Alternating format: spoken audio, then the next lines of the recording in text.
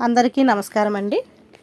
ఈరోజు మనం 2011వ సంవత్సరంలోని చందమామ కథల పుస్తకంలోని రాజుగారి కోపం అనే కథ గురించి చెప్పుకుందాం.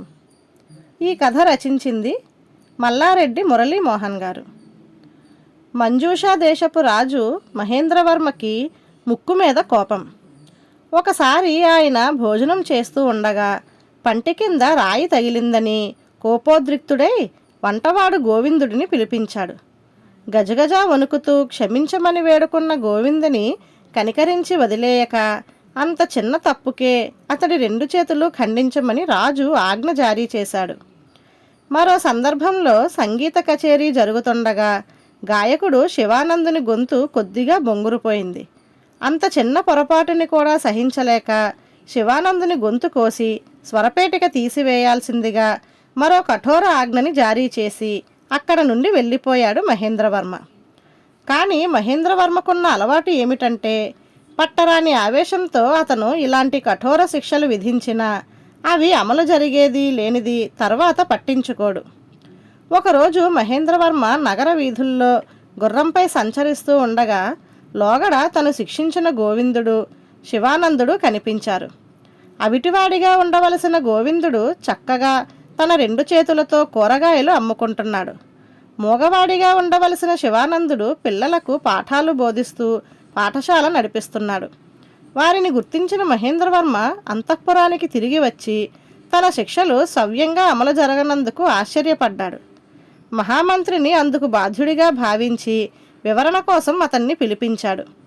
మహామంత్రిని చూస్తూనే రాజు ఒకంత ఆగ్రహంతో, మంత్రివర్య, లోగడ నేను చేతులు ఖండించమని గొంతు కోసేయమని శిక్షించిన వంటవాడు గాయకుడు ఈరోజు నాకు కనిపించారు.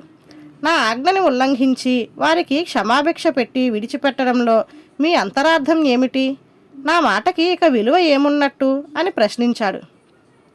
మహేంద్రవర్మ ఆగ్రహానికి కారణం తెలుసుకున్న మంత్రి, మహారాజా, అల్పమైన వారి పొరపాట్లకు క్షణికావేశంలో మీరు విధించిన శిక్షలు ఎంతమాత్రమూ సమంజసమైనవి కావు. అంతేకాక మీ ఆజ్ఞానుసారం మీరు విధించిన శిక్షలు కూడా నేను అమలు జరిపాననే అనుకుంటున్నాను అని అన్నాడు. విషయం అర్థం కాని మహేంద్రవర్మ, వాళ్ళిద్దరూ ఏ అవిటితనమూ లేక సక్రమంగానే తిరుగుతున్నప్పుడు నా శిక్షలు అమలు జరిగినట్లు ఎలా అవుతుంది అని సందేహాన్ని వెలిబుచ్చాడు. రాజు కోపం కొద్దిగా తగ్గినట్లు గ్రహించిన మంత్రి, మహారాజా, నిజానికి వంటవాణ్ణి గాయకుణ్ణి మీరు వాళ్ళ వృత్తిపరంగా శిక్షించారు. కానీ వ్యక్తిగతంగా వాళ్ళపై మీకేమాత్రమూ కోపం లేదు.